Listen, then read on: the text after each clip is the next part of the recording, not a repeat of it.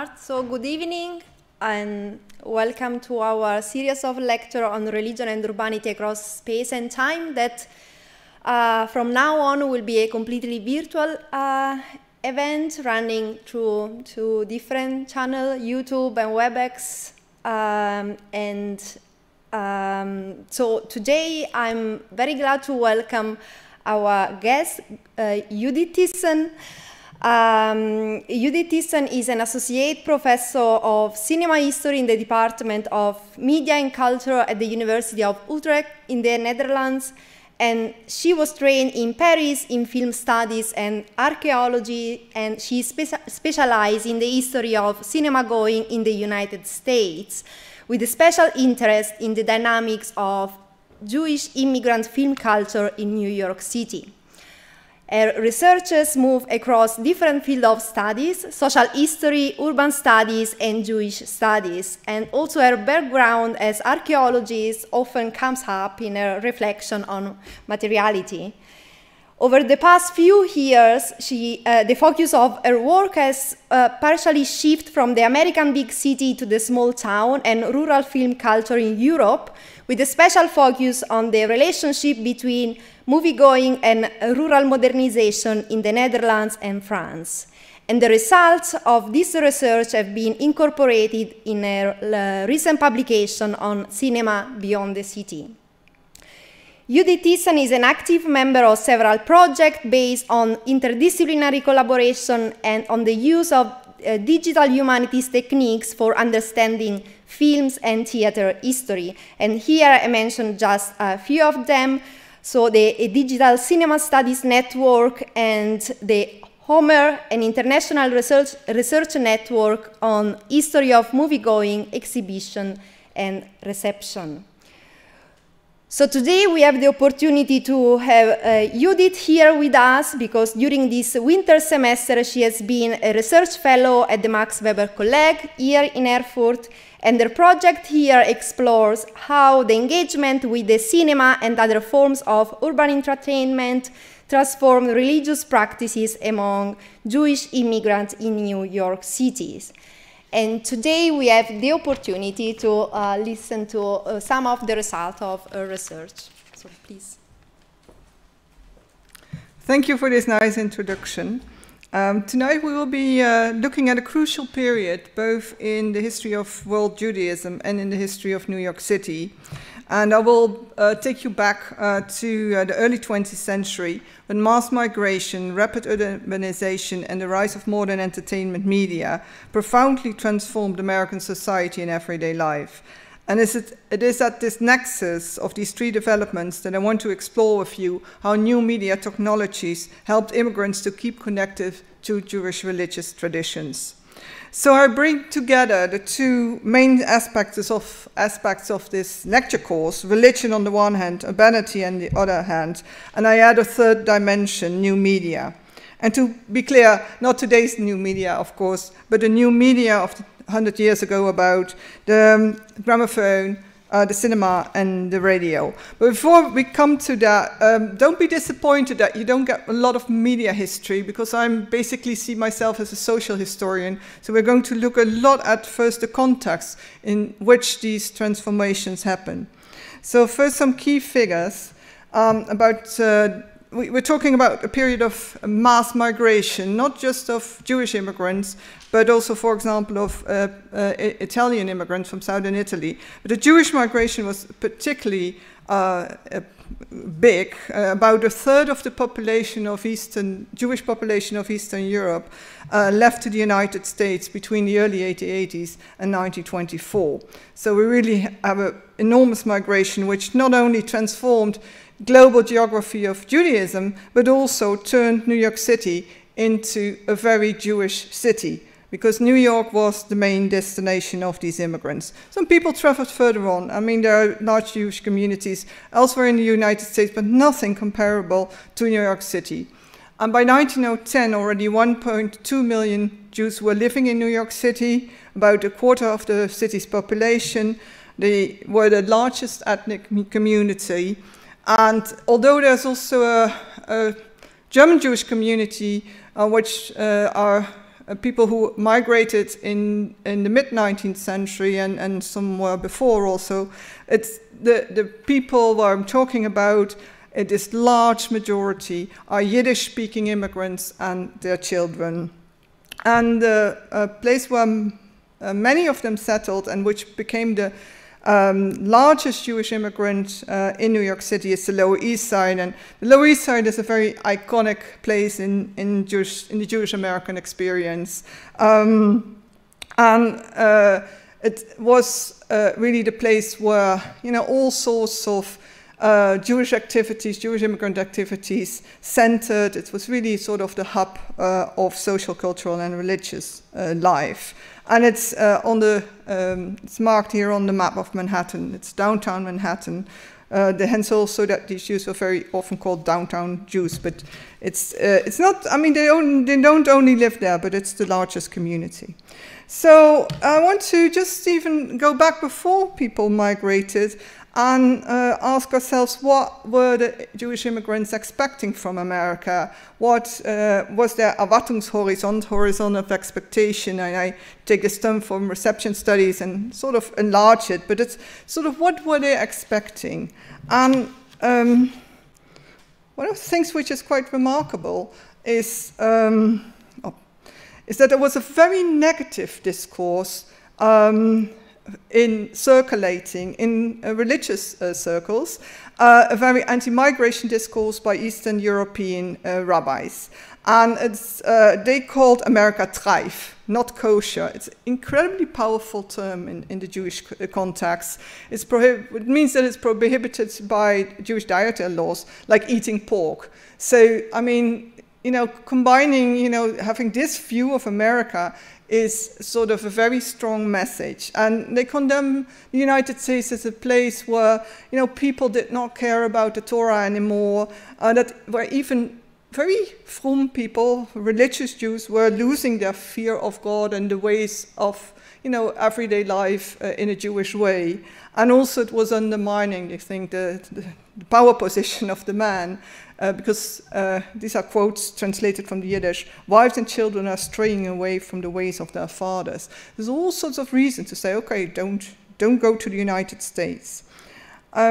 This may partly explain why the most observant Jews in Eastern Europe preferred not to migrate and remain there. But in general, clearly the figures indicate that many more people did not care much about these warnings. And for good reasons, because there were a lot of very strong push factors, as we say in migration studies. Anti-Semitism, the pogroms quite repeated, and especially after 1903, 1905. Political oppression, economic oppression. We see from the later part of the 19th century, proletarization of the Jewish population, especially in the Russian Empire. And there were also pull factors, reasons to go to America, which make America very attractive. And these images were not always so realistic. Immigrants, when they write back home, they rather prefer to tell about their successes rather than the hard times they have after migration. So in the letters from relatives, from neighbors, from friends, they may have a over-positive image of America. And we also find this ideal image of America, but especially New York City, in the many greeting cards that people send to each other for Jewish New Year, Rosh Hashanah, which is a religious holiday, unlike our New Year, which is secular. And we're going to look at some of these postcards and see what the sort of message they convey. So many of the cards represent the arrival of an immigrant family in New York City, with the Statue of Liberty, as you can see on the back, or the skyline of Manhattan. They're usually pretty poorly dressed. Some of these cards even look like a steam ticket, and people were, especially in this period of the year, the new year, they were trying to help family members and sending them steam tickets or money to buy one in Eastern Europe so that they could join them in America. So it's recurrent theme in the postcards. And the one on the right is really nice because there's, you know, this very optimistic view. New York, this is the lady with the bunch of flowers. On her dress is written in Yiddish, New York. She's welcoming these immigrants. So this is a very sort of ideal images of the experience of migration and the welcome that the immigrants got upon arrival. And we zoom in another card, which widely circulated. It's a card originally printed in 1909 by the Hebrew Publishing Company in New York City. And there we see sort of the hope and aspirations of these immigrants very clearly defined as a contrast between Eastern Europe, the old world, and the new world. On the left-hand side, it's New York City, it's the American eagle, it's a Statue of Liberty, so the connotation of the land of the free. These people are much better dressed than the people on the other shore. So there's the promise of upward social mobility, climbing the ladder, earning more money, having a better life. And these people also are more modernly dressed. So there's the idea of modernity. And by contrast, on the other side, it's the eagle of the Russian Empire. It implies oppression, anti-Semitism, poverty also, which already said downward social mobility, polarization. And these people also are much more traditionally dressed. And this may seem a secular card, but it's not entirely, because the American eagle actually carries a ribbon with a Hebrew quote from Psalm 17:8, and shelter us in the shadow of your wings, which also is a reference to Hashkivenu, a very current prayer for peace, safety, and health and God's protection. So there is also a religious message in there. So it's the idea of the hope of social upward mobility under God's protection. And it's another theme which we see very much and clearly New Year's cards with a religious image, and is also widely circulated. They represent the blessings of the candles for Shabbos. And on the left hand, you see it in a working class home, and on the right hand in a middle class home. And we will stay with the working class family basically in this talk, because we look at the first years of the immigration. But you see already here, which is I think very nice, the transformation. So the mother is still dressed in traditional with the hat covering, but the daughter is already modernly dressed as an American girl, and her fiancé too. And then on the back, there are the two grandparents, clearly, and this is a very strong reference to the notion of that you transmit Judaism from generation to generation, ledor vador in Hebrew. And on the right-hand side, we see a middle-class family. All of a sudden, it's the father who's still dressed in traditional clothes, but the rest of the family is comfortably American. And also, well, the grandparents have disappeared from the walls. There are paintings. There's a nice new wallpaper. So the association is really with middle class. But in both cases, the idea is the central message of these cards is that you could have American prosperity in harmony with Jewish traditions. And actually, this is not exactly what is happening if we look at what characterized the immigrant experience in America. So in reality, and of course, I mean, it's, you know, it's, you can't say it, you know, you can't say it en bloc, but there is, the contemporary sources clearly indicated there was a widespread decline in the observance of traditional Jewish practices. So there may be still people who were from and going to synagogue and do their daily prayers, but the really large majority did not. We see an enormous decline in synagogue attendance, in Shabbos observance, in religious education. And we got a new term for the Jews who only went to synagogue on the high holidays, which are the two most important religious holidays in the year, which are in the, it's basically a long period of holidays, which starts with Jewish New Year, Rosh Hashanah, and ends with Yom Kippur, Versöhnungstag in German. And these people would only go to synagogue on those 2 holidays. And they're called Yom Kippur Jews. And actually, we even have a lot of people who would even not go on Yom Kippur to a synagogue. But the large concern, if you look at the period, the people talking about this decline in observance of religious practices is very much, for example, about celebrating the Sabbath or Shabbat on Saturday. And it's very logical because people had to work. We have to realize they entered a Christian society. There was a 6-day work week, and so Sunday was the day of rest. And they could not afford, if, probably they wouldn't get the job if they would say, I'm sorry, I'm not working on Saturday.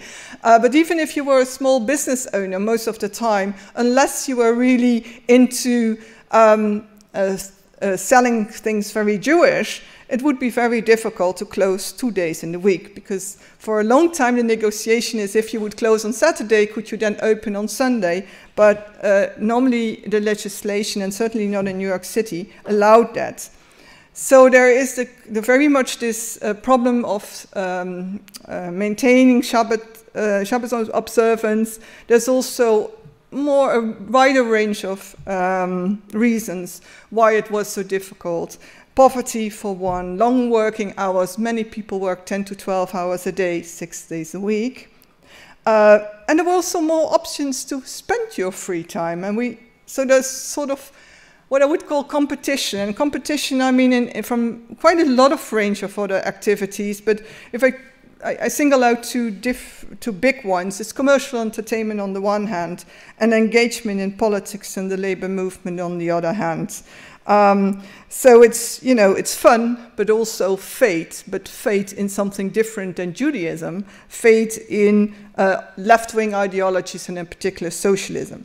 And that had a very great, resonance with working class Jews because, these people wanted to become, have good working conditions, which they most of the time didn't have. So there was a lot of openness to questions of equality, democratization, and the social question of that, that it's not only the working class, but also the intellectual elites, that we are striving for a better society where they're not just poor and very rich people. So let us look, as I say, through the window from the postcard and imagine what you would see. And this is actually typical picture of a street on the Lower East Side. And the quote under it is from Arnold Bennett, an English novelist who visited the Jewish quarter in the early 1900s. And what he says is that architecture seemed to sweat humanity at every window and door. The roadways were often impassable. The thought of the hidden interiors was terrifying. This is a very middle-class view. I mean, he doesn't even want to think about what's inside. Already, there's this shock almost of the poverty and the overcrowding and probably also the smells of the neighborhood.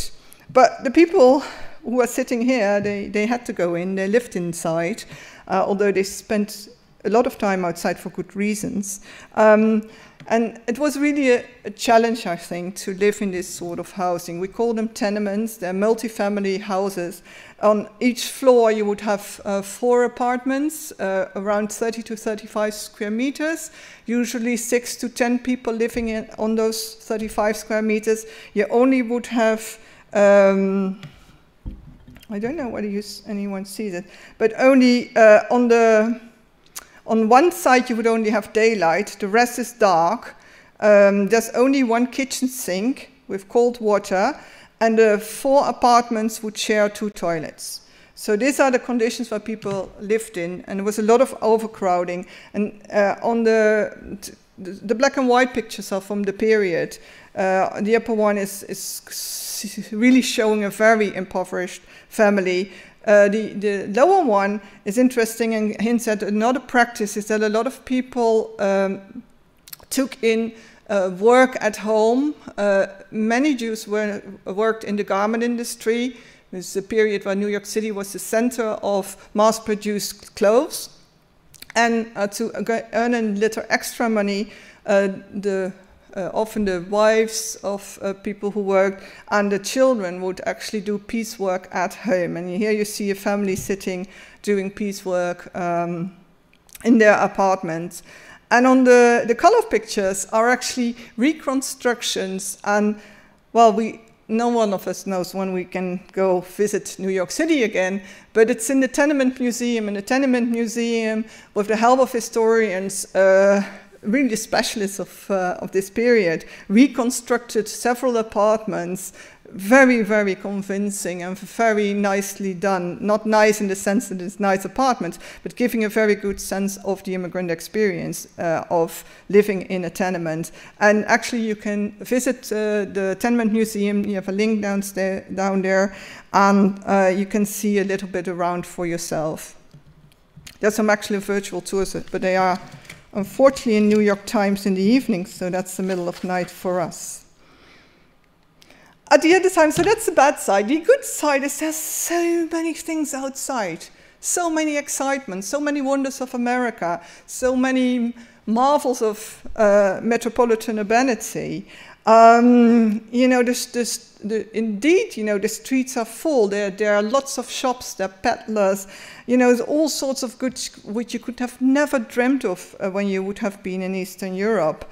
And so this is already one of the things which comes a lot back in the literature of the period, that, you know, this embracement of mass consumer culture and how that also helped immigrants to integrate into American society. And there's a reference to a book by Andrew Heinze, Adapting to Abundance, which is also in the library here, which is really exploring this theme in detail.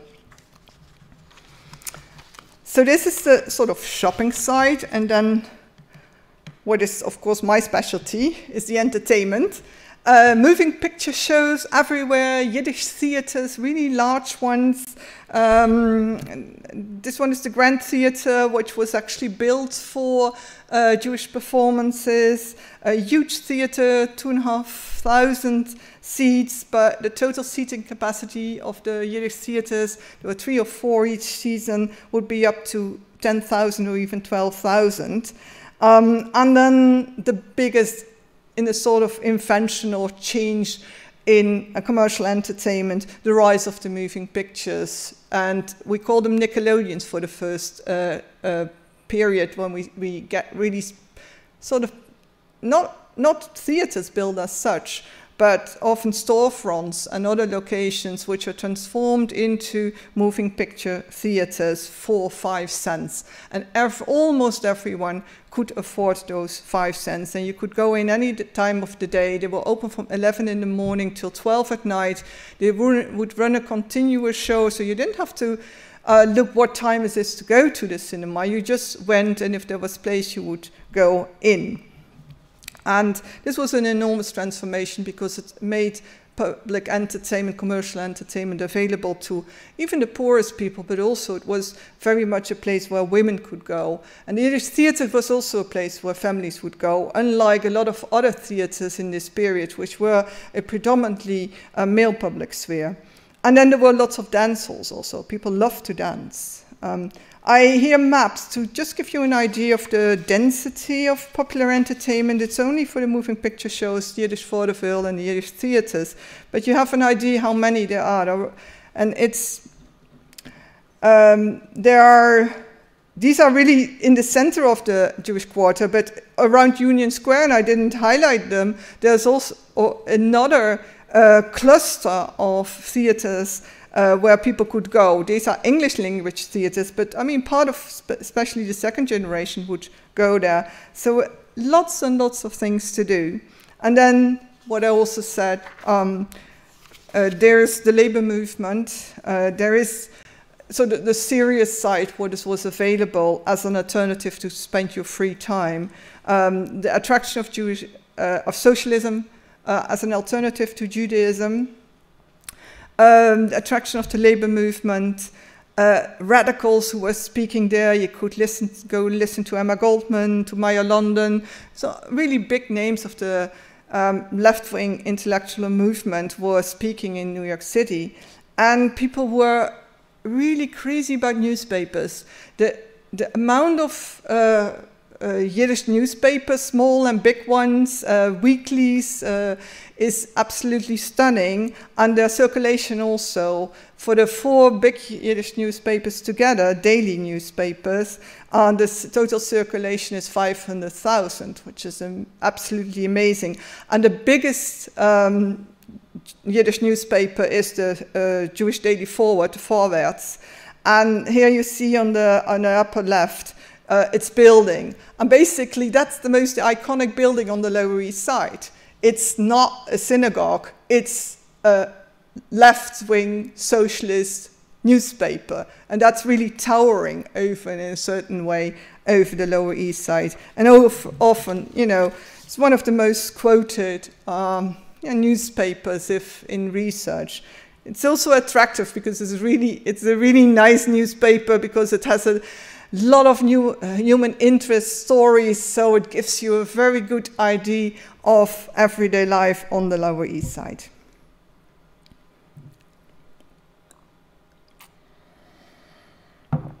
But in a way, it's also overquoted. And this is also a criticism of my own work. Because what about Jewish religious life on the Lower East Side? Where are the rabbis? Where are the synagogues? There's an enormous amount of historical research on immigrant Jewish New York. I think it's probably one of the most researched communities in American history. But most of these studies, including my own work, have always implicitly encompassed the secularization narrative as the dominant narrative of explaining and understanding the Jewish immigrant experience in America in the early 20th century. And in a certain way, I would say Judaism was sort of relegated to the margins of the explications of urban Jewish culture. And so religion, especially lived religion, has been largely neglected as a force in shaping the adaptation of Eastern European Jews to their new homes. Well, on the one hand, I think there is very little doubt that traditional Orthodox Judaism, as it was practiced in Eastern Europe, declined under the pressure of modernity.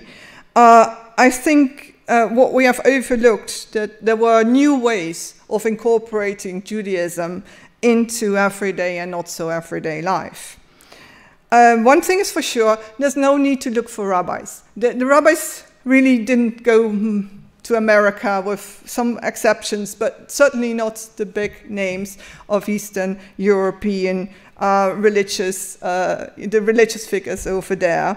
So there were no rabbis, in a way you could say, to guide the immigrants into on their way to integration into American society. Actually, in 1888, they imported one quite well-known rabbi from Vilna, and that was really a disaster. The poor man, you know, died poor and depressed, and really, he just didn't manage to cope with the situation of New York City and all the claims. And I think but it doesn't mean that there was no religious life. And actually, there were many, many synagogues. For the students, you can go online afterwards, and anyone who wants to can get the PDF of the PowerPoint.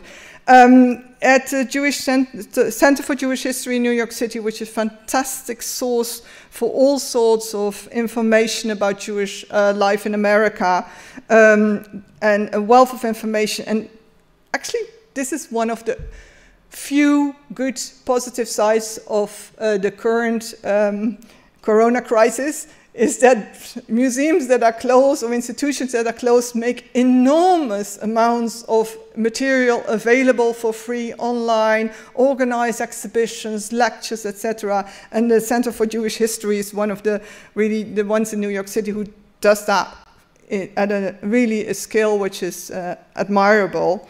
Now on this this map, which is interactive, you already see this is just a slice of the Lower East Side. In total, they listed 1,275 synagogues for New York City.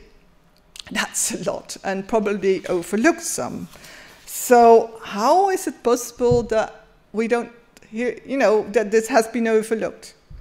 Well, it's pretty, for one of the things, if we look for architectural remnants of that, all those David stars on the map, and go to the Lower East Side and you walk around, and you can't walk around in ancient Rome anymore, but you can walk around on the Lower East Side nowadays.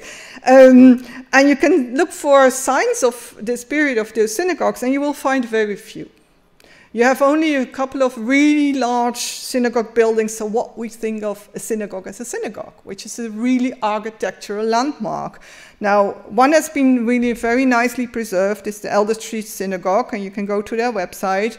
Another really big one, and actually the first Orthodox synagogue in New York City, big one, which already was launched in the mid-19th century, 1852, I say, just by heart, so you don't get me on that. But it was actually originally a church which was transformed into a synagogue. That really landmark building on Norfolk Street burned down a few years ago.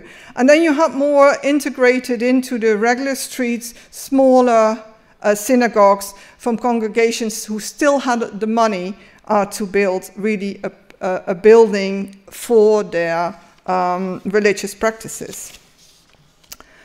But, I think it's difficult to give a really figure, but if it would be more than 20, I would be amazed. And although we are in a neighborhood which is really the hub of social life, and where almost 500,000 people are living, Jews are living, so you would expect more of these buildings. Well, we don't.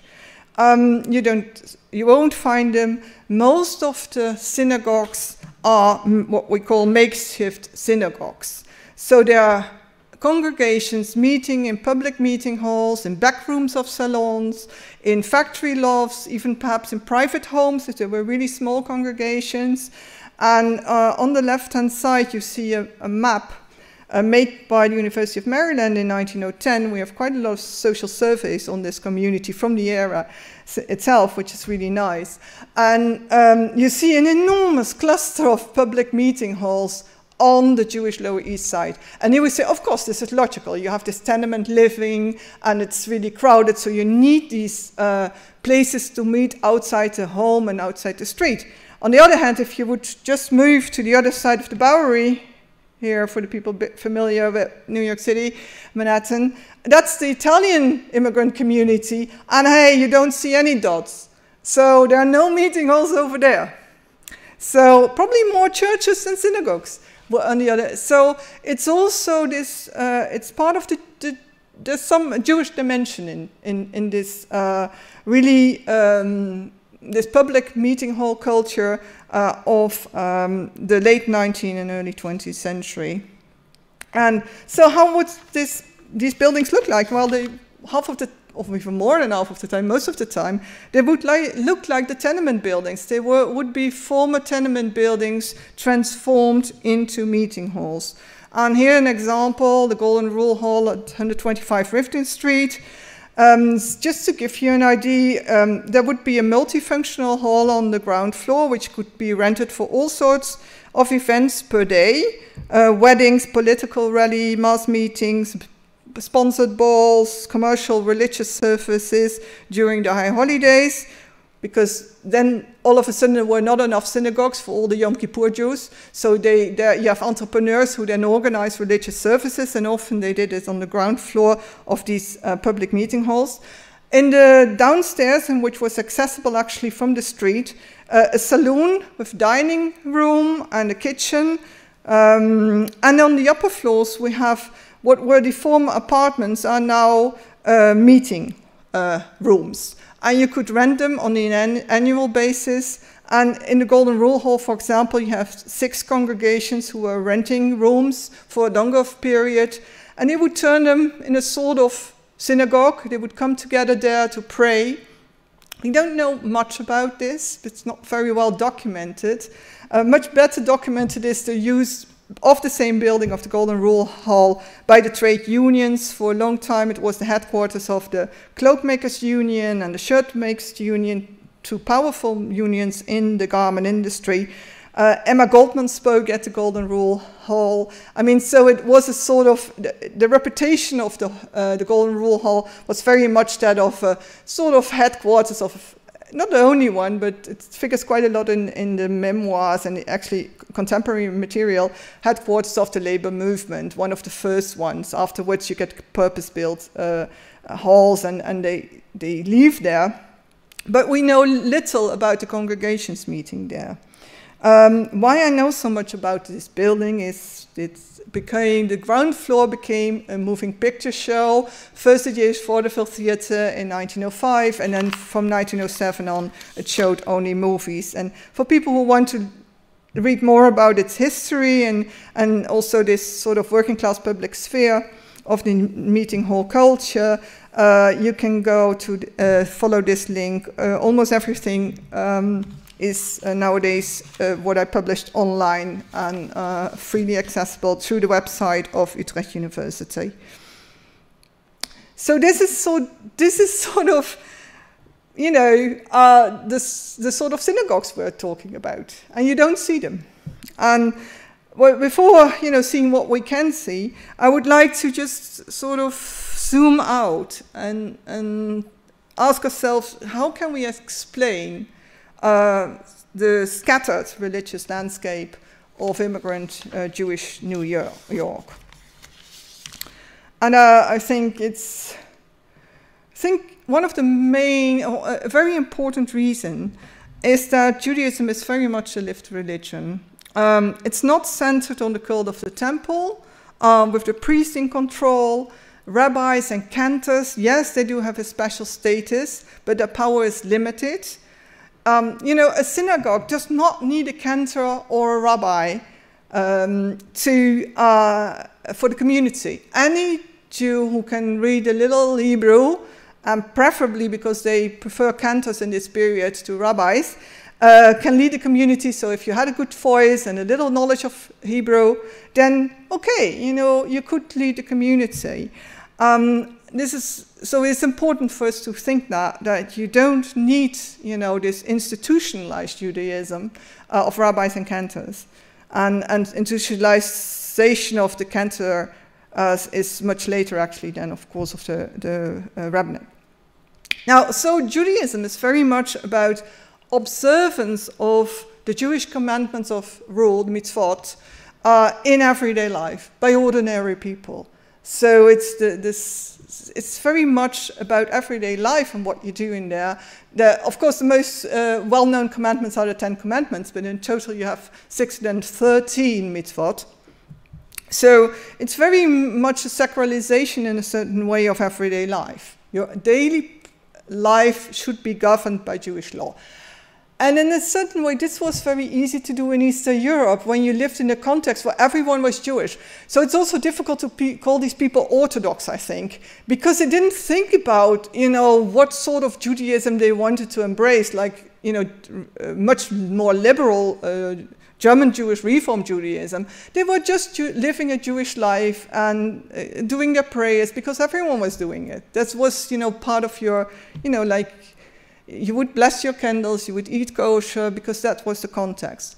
In not all situations, of course, because also in Eastern Europe you already see path to secularization when people move to the larger cities. So it's not only happening in America, this decline, but it's certainly much more intensive. But anyway, so everyday life was very important and living a Jewish life.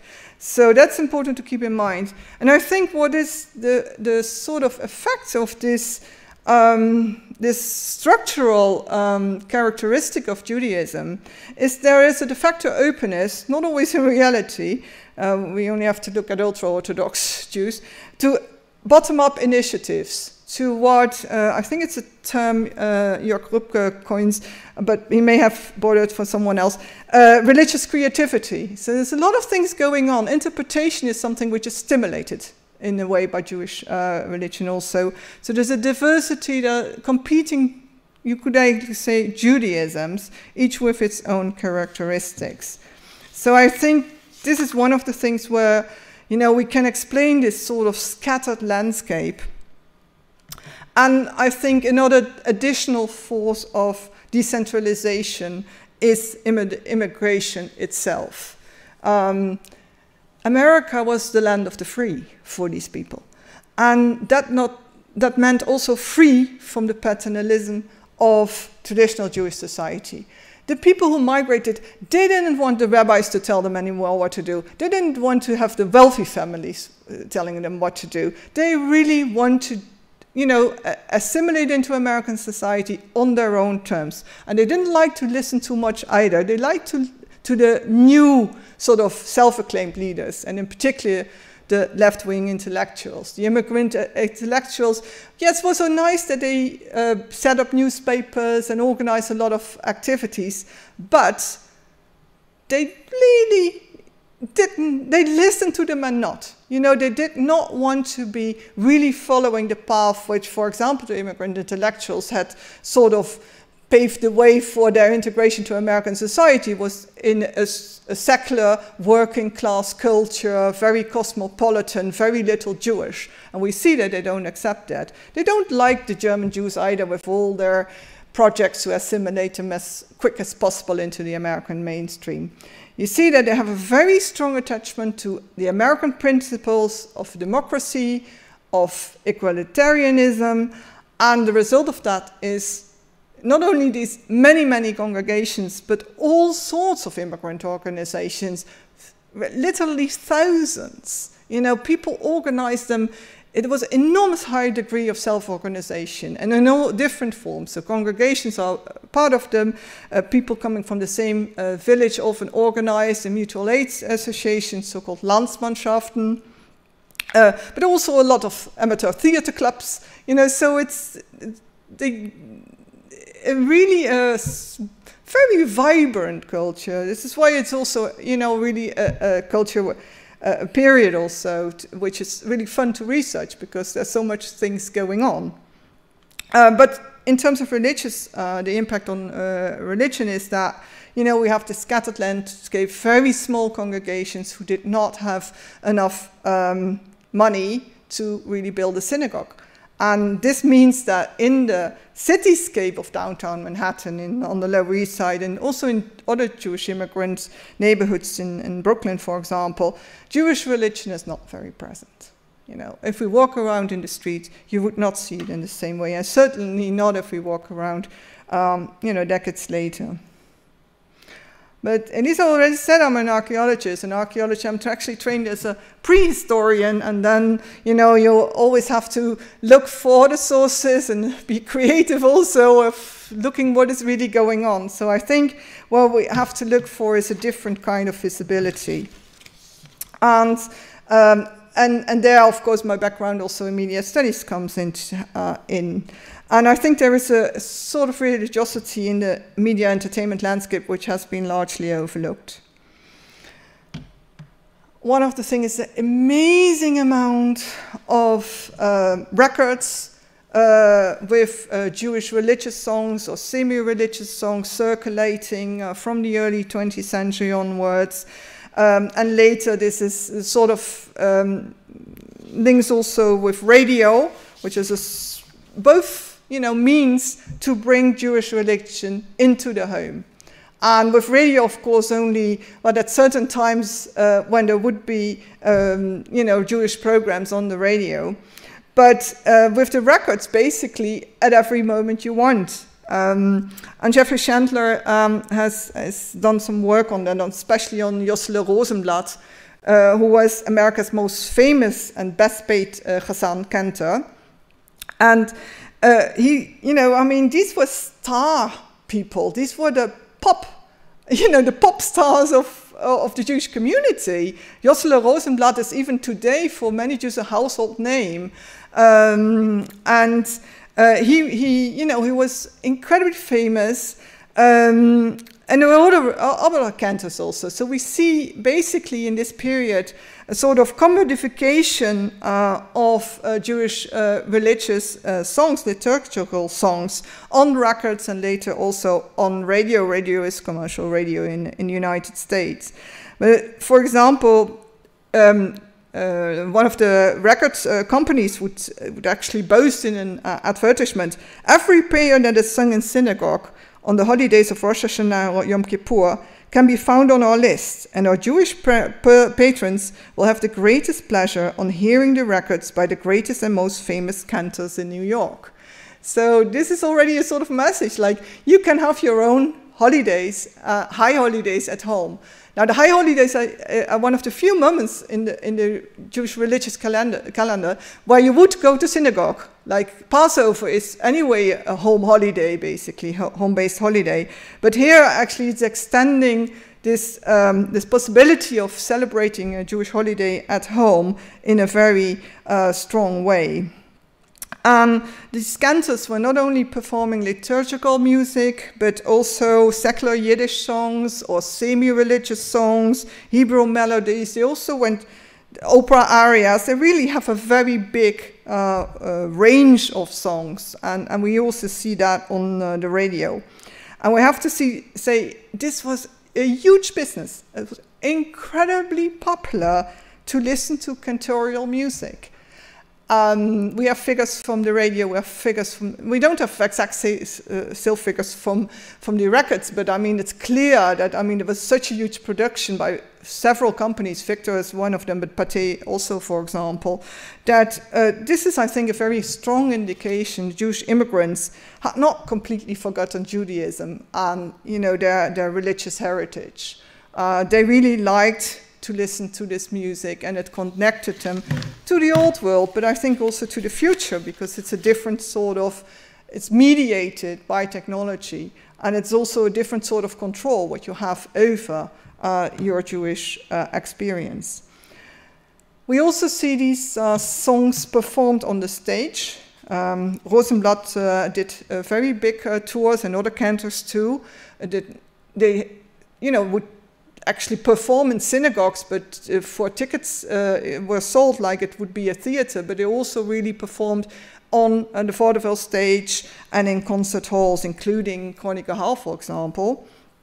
And every time what we see here is a sort of really particular mix of profane and sacred, which I think fits into the larger process of commodification of religion. And actually, it's not only happening in Jewish neighborhoods. The most amazing find, which I did with a colleague, a musician, was that actually, and this is published so you can read more about it. It's just fresh from the press. It's that even the big movie theaters on Broadway, which is the mainstream theater district, were programming Jewish songs to mark the Jewish holidays, and especially the high holidays. And the most popular song of all is Kol Nidre, which is a very famous prayer, which is sung in synagogue. And we see already in the late 19-teens quotes about this. Here's some quotes from the 1923 from one of the performances at the Capitol Theatre. The Capitol Theatre is a movie palace of 5,500 seats. Everyone was always thinking that they would bring an all-American product. They would not cater to specific ethnic communities, but they do. You would go there, and everyone knew about, except that we didn't know about it, because it's only with digital humanities research that I find, like, you know, these are very tiny information bits which you can only find back if you go through the pages of the trade press and having some, you know, reference to this. And it's sung there by, in this case, not even a Jewish person, and the setting already was trying to sort of copy a synagogue setting. The Kol Nidre, the second quote is more precise. with the singer in a sort of pulpit in front of a star cloth with a light effect suggesting rays coming through a temple. And the movie theaters really competed for this Jewish audience. And of course it's logical, because it's a third of the potential audience in New York City, with 30% of the population being Jewish. And especially when they move in the 1920s into the middle class, it really becomes also a force to think about on the market in commercial terms. And so you see in the second half of the 1920s a sort of growing competition to offer the best during the Jewish holiday season. And at the Roxy Theatre, at the time, it's opened in 27, it's the largest picture palace, it's 7,000 seats actually. They really made a complete, spectacle out of it. Here a description from the trade press again.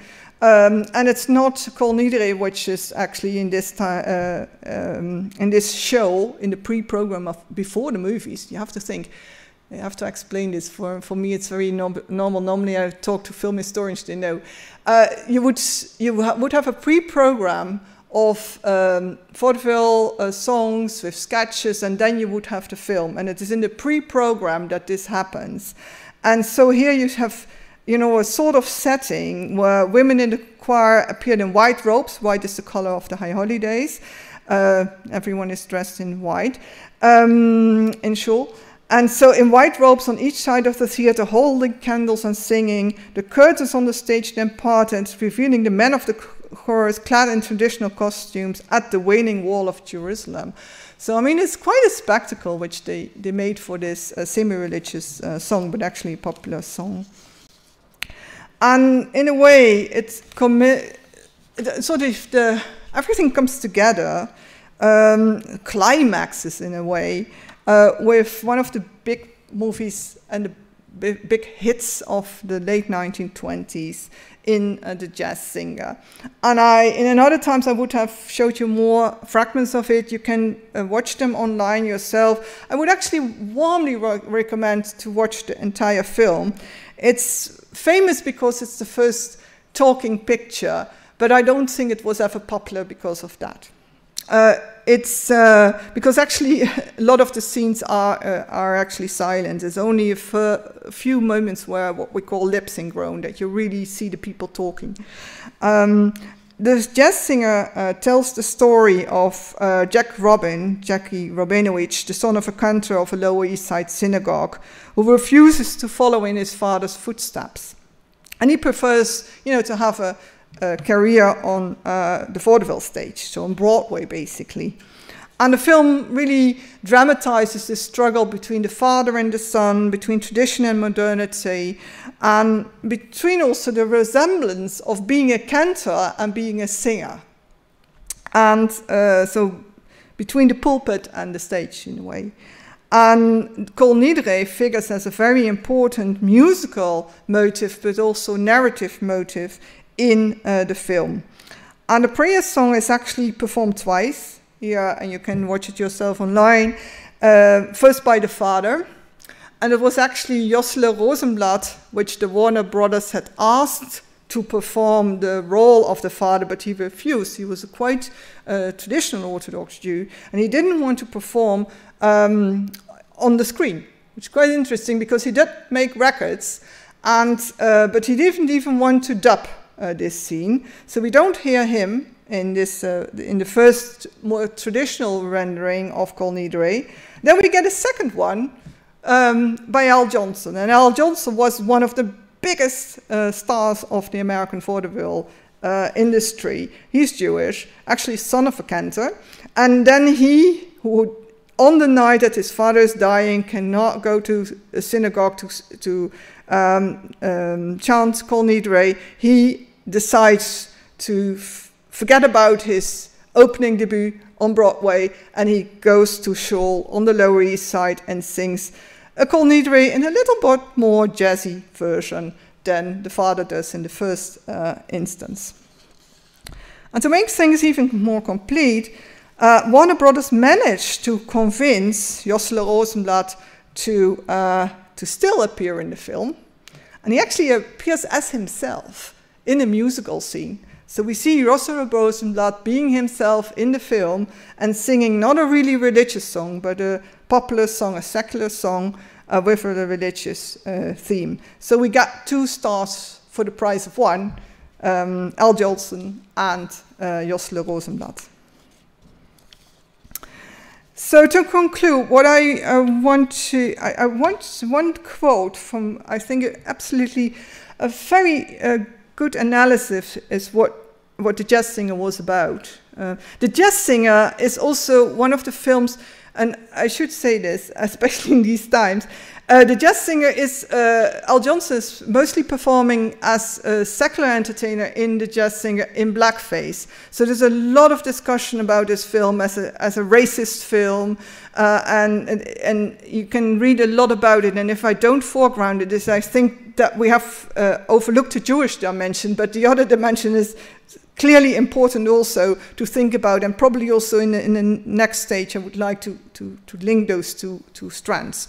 But keeping the religious Jewish aspect here, I like Jeffrey Knapp, who is a Shakespeare specialist, and probably did this, as a sort of outing from his usual research. He said about the film, take the cantor from the synagogue to the theater, and you may secularize the cantor, but you may also spiritualize the theater. So it's a process of sacralization, a sacralization of everyday life in that sense, which links up, which I think is a characteristic of Judaism, that this was also possible, that there was no tension in the sense that we often think about it. And considering the broader context in which the Jazz Singer was released, where with this this holiday celebrations on Broadway. The Jazz Singer was actually, the gala premiere was just after Yom Kippur. So it's because people would then just celebrate the end of the high holidays by going to a upper class theater. My big question is would be watching a Kol Nidre on the screen or on the stage something like a religious experience? Is it an alternative for going to a synagogue? How does that work? I think this is really, important questions.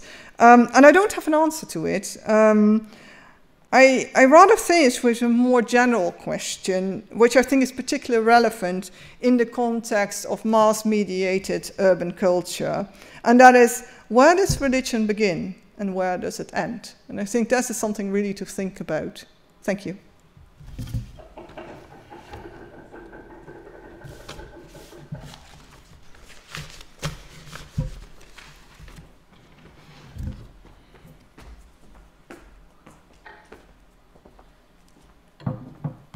Yes, thank you very much, Judith, for this wonderful overview of Jewish urban religion in beginning of early 20th century New York.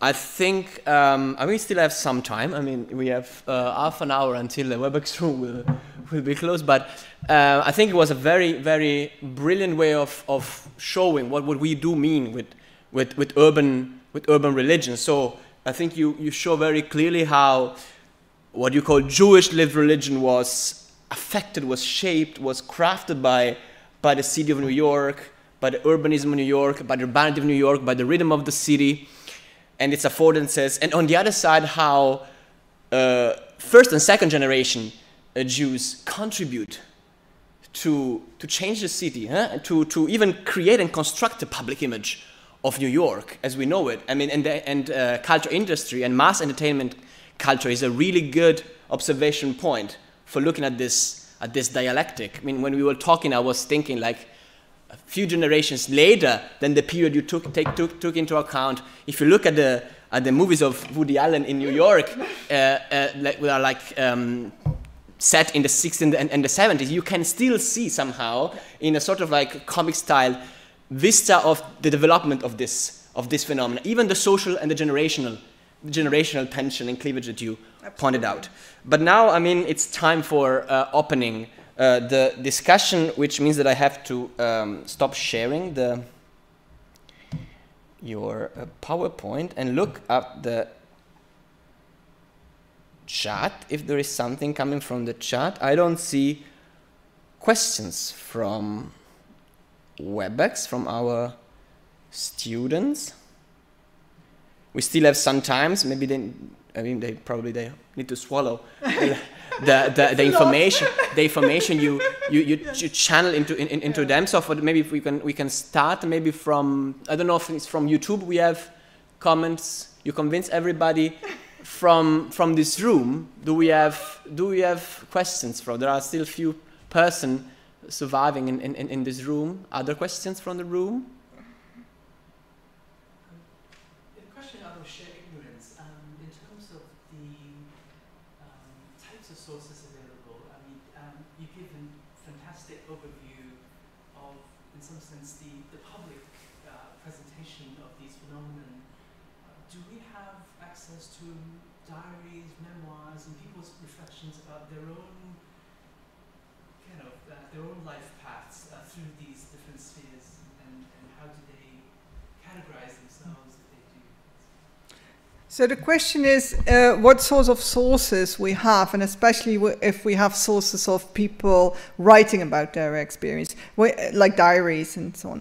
Well, we have very little. I mean, it's really sort of, I always say audience research is like a bagel. You have the audience in the middle, and you have very little information. That's the whole. And what you have to do is build a really tough bread around it, fashion that. And so it's a lot of contextual information, rarely direct things. But for my PhD research, I really went to the Jewish Daily Forward on page to page, looking at it, what sort of information was available about everyday life for a period of 15 years. So that gives a sense. We also have letters to the editors, for example. This is not a sense. But the people, basically, the immigrants did not have much time to really write letters. What would be an interesting source, I think, would be sermons. And this is one of the things I'm trying to look at. But most of the sermons are mostly from the Upper East Side, the Upper West Side, from the German Jewish community. And I would love to have more closer to the immigrant experience. So this is certainly a project when I can return to New York City also to look at the archives of the congregations, the small immigrant congregations they are for a part, at the Center for Jewish History, and see whether we can get a bit more of that. But it's usually, I mean, this is one of the challenge of doing social history about an immigrant community and about working class people, and that's not specific about this community, because it's actually a community which writes a lot and leaves a lot of sources and traces, but still it's definitely not like doing research on middle class or upper middle class people.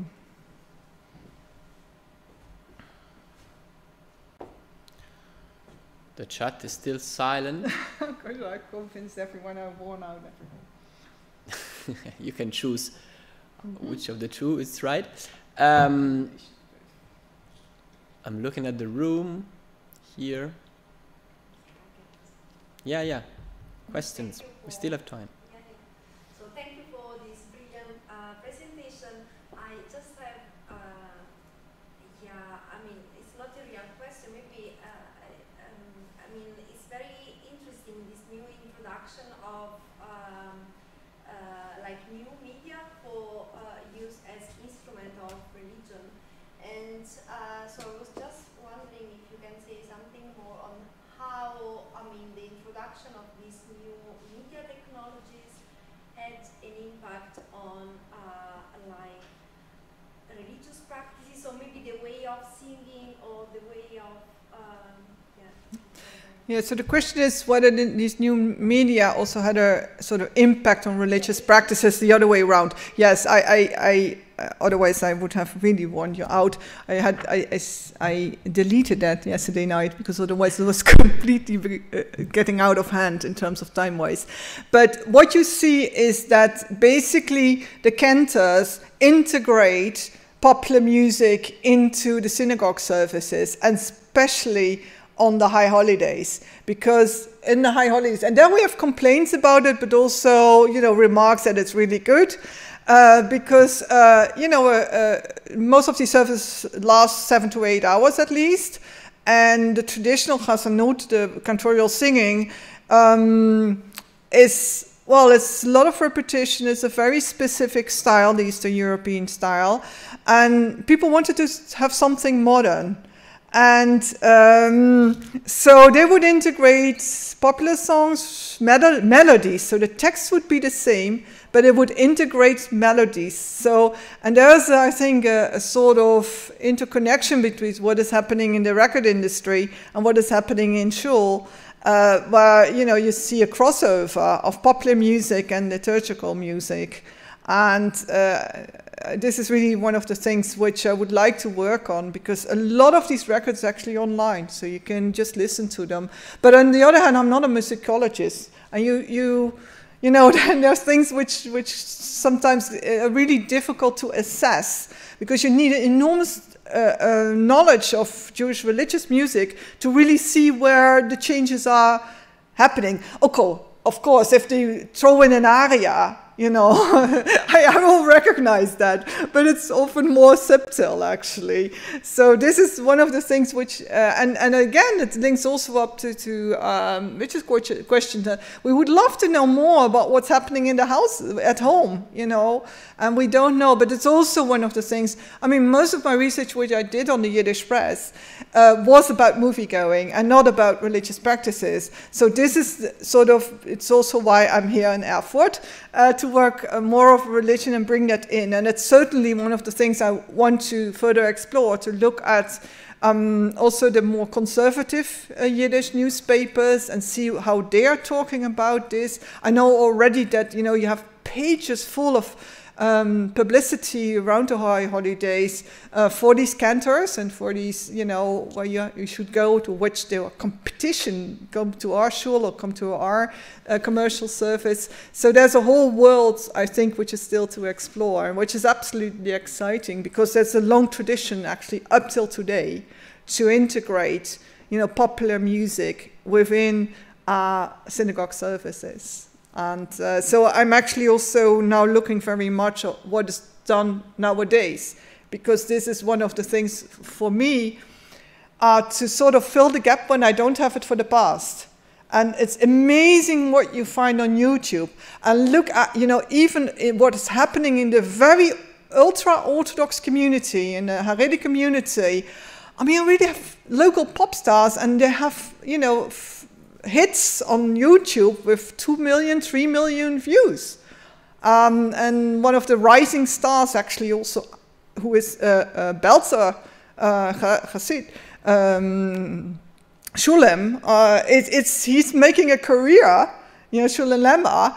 He's actually signed a contract with Decca. So, I mean, it's amazing. He's from the community and outside the community, and again, bridging. And I think what is happening today helps me at least to sort of understand what happened in the past. At least it makes it very audible, to say at least.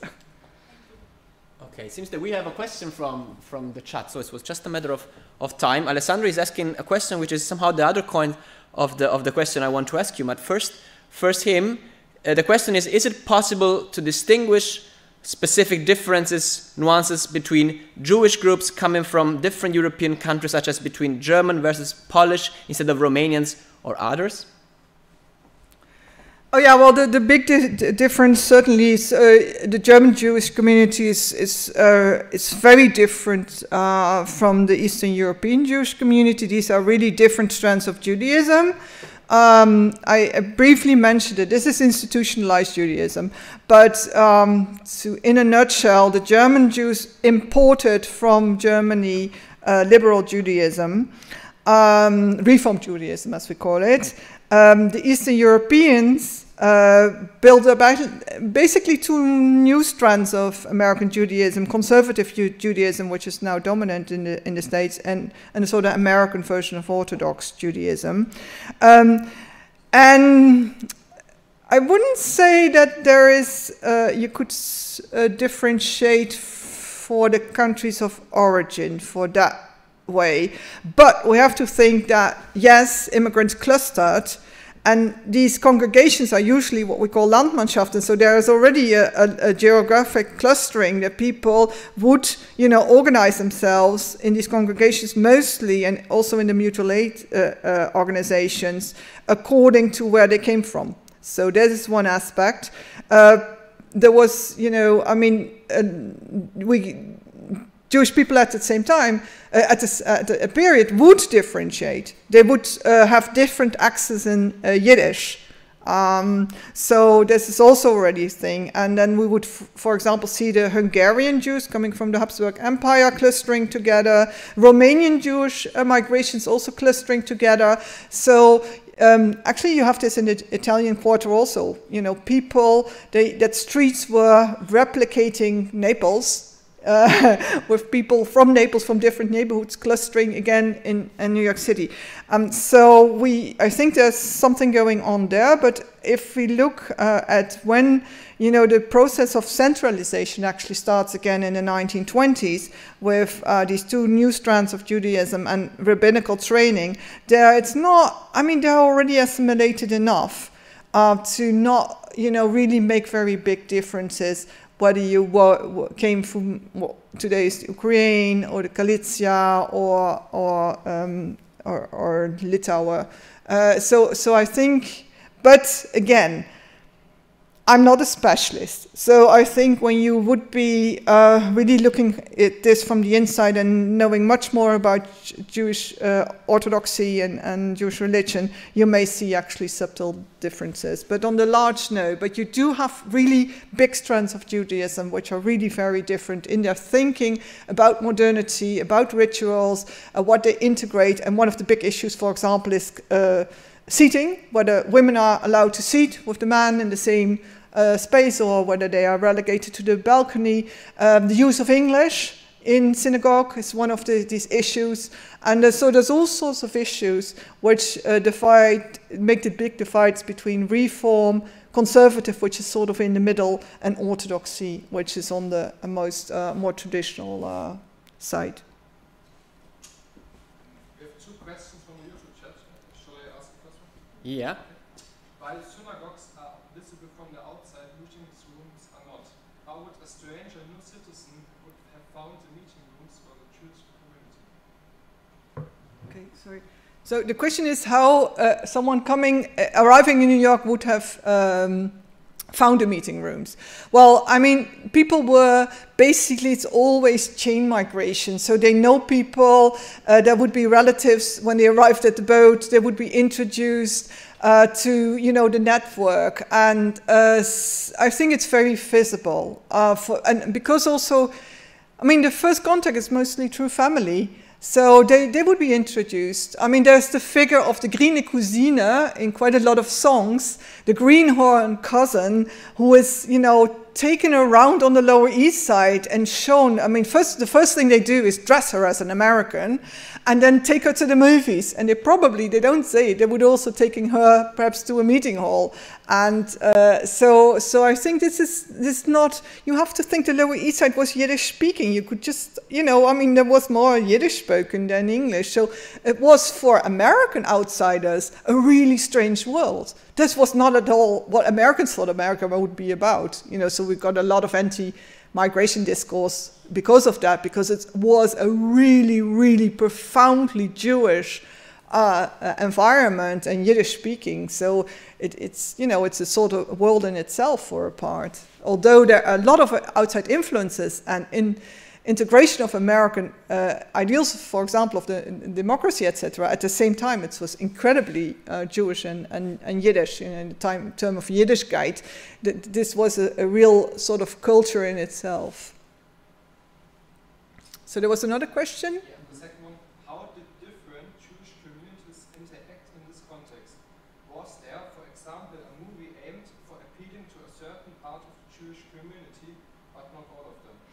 Okay, so how the Jewish communities related to each other, and whether there were movies specifically catering to a part of the Jewish community. Now, Hollywood is never catering, and it's Hollywood dominating, to any part of the specific part of the audience.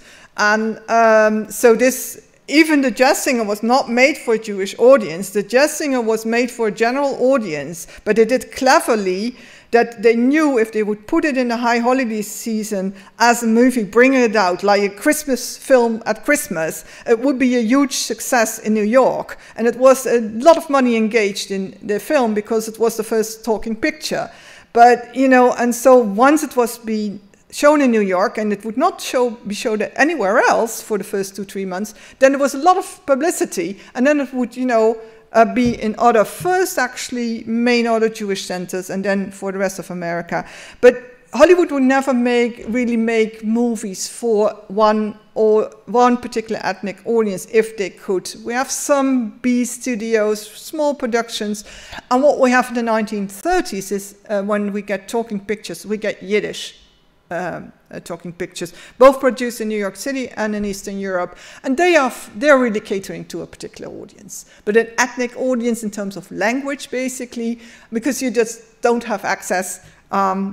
You know, if you don't understand the Yiddish, it doesn't make any sense to go to one of these movies, although there's a lot of music in it and still fun.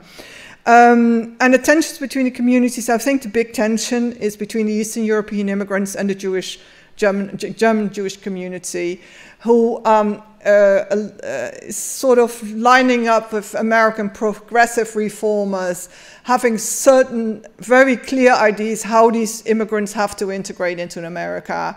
And they built all sorts of institutions, and it's sort of charity on the one hand, and the immigrants, you know, resent that. There's a lot of thinking like, oh, we know better how you have to integrate. So there's tensions certainly until the early 20s. And in the early 20s, when anti-Semitism in America is on the rise, you see that the two communities become closer and work more together. And it's also because the Jewish immigrants, they're mostly then already in the second generation, they're integrating into the middle classes. So the difference is still very profound, but at the same time narrowing. You know, you have to think that there's an enormous difference between how a German Jew would live on the Upper East Side of Upper West Side and a poor immigrant in one of these tenements. That's really two completely worlds apart. It doesn't want to say that there were no poor German Jews, but, you know, I mean, the community as a whole, you know, was very, had a high standard of living, and had also its own institutions. I mean, if you look at the synagogues built on the Upper East Side and Upper West Side, they're huge structures. There's fantastic synagogues. So there's this contrast also. And actually, you have it in Germany also. In Berlin, the tension when the Ostjuden, as they were called in German, would come in, and, you know, people were so afraid that they were very integrated, and all of a sudden you have these people weirdly dressed, poor, not smelling that well, and, you know, you didn't basically want them. We see a lot of Jewish communities helping them to get to America, actually. We see that in the Netherlands also, which was one of the places, the north of Germany, Hamburg, Bremen, and Rotterdam, from where people were leaving by boat to America. And you see a lot of help to get them through, you know, that they won't, in Rotterdam, where I live, we've done quite a lot of research, and you see that the local Jewish community really doesn't want these people, you know, to stay in Rotterdam, and if they cannot by some reason not pay anymore the ticket to America, they're helped by the local Jewish community. So there's tensions between different types, I mean, different ethnic things, but basically it's a social question, it's an economic question.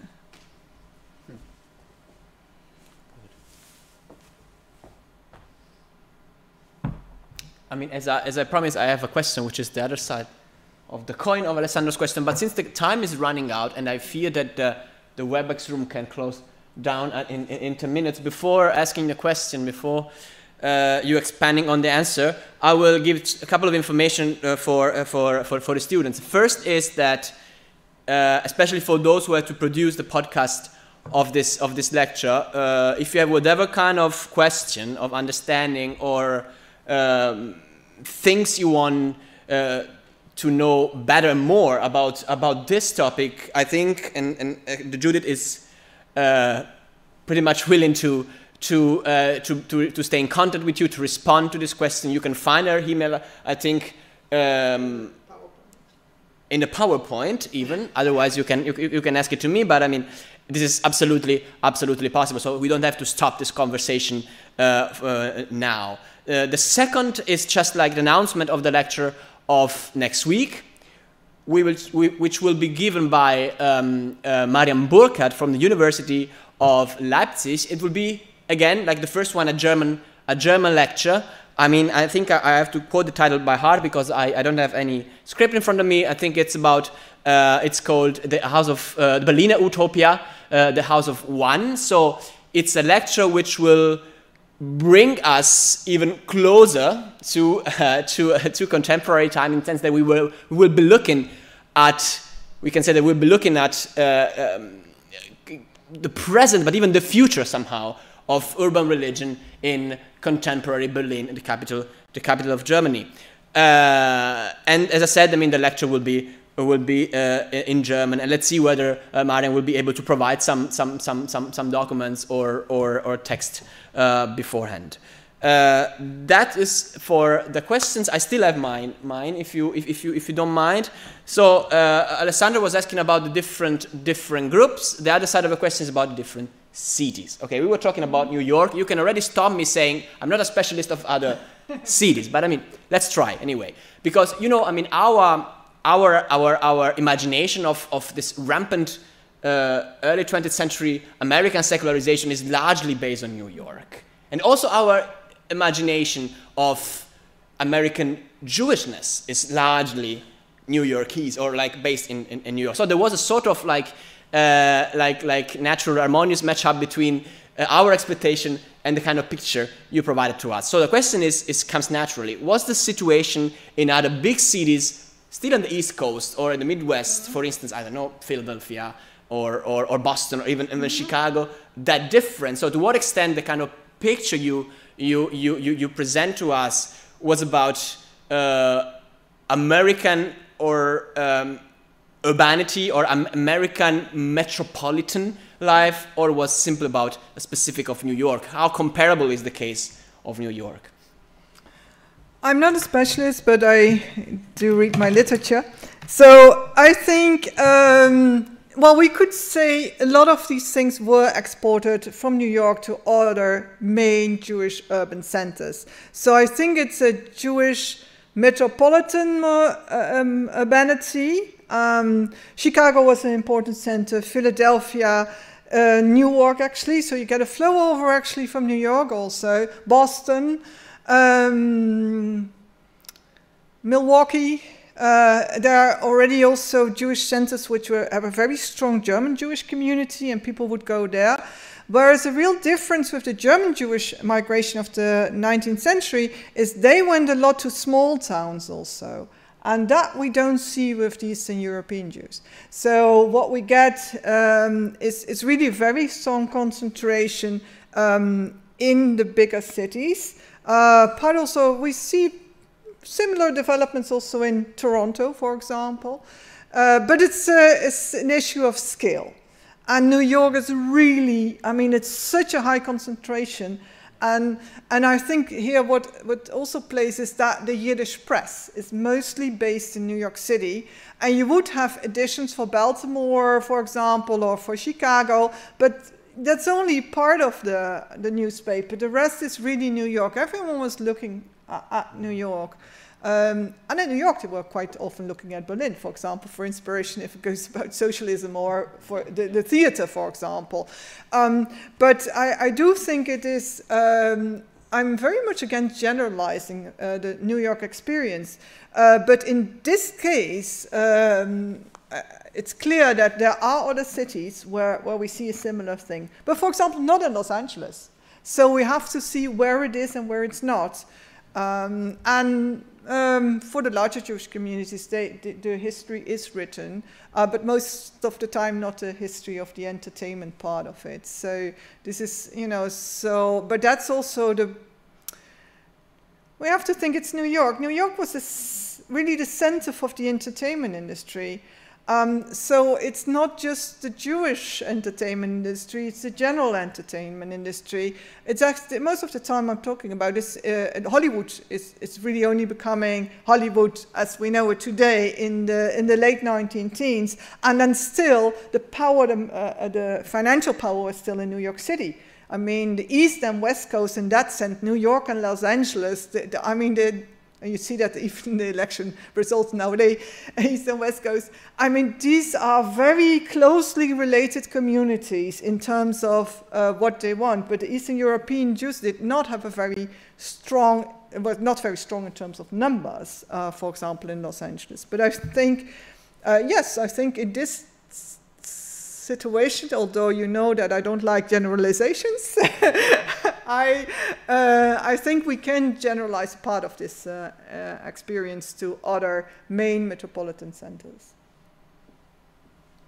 Oh, yes, and for the students. So I don't know how this works, but I will make sure that you have the PDF of the PowerPoint, so you have also all the links in which are built in already in the PowerPoint to publications, to websites, and my email is there on the last sheet. And so really, I mean, if you want to pursue a project which is in line with, perhaps you have to, but also, yeah, perhaps some choice for the end, the last paper, just don't hesitate to email me, and I can provide, you know, sources and see, especially also what is available online. And I realize that probably no one is reading Yiddish, so I have to find a way around that issue, because a lot of my sources actually are based on Yiddish. So, but there's a lot of material, and it's also a lot of materials written about it.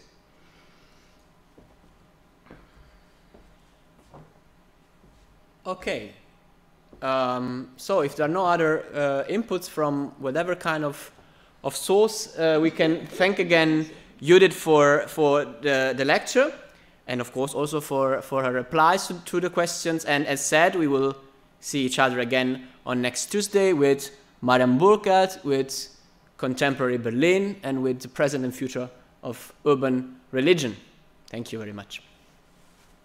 And thank you also to the technique, making this possible in these times.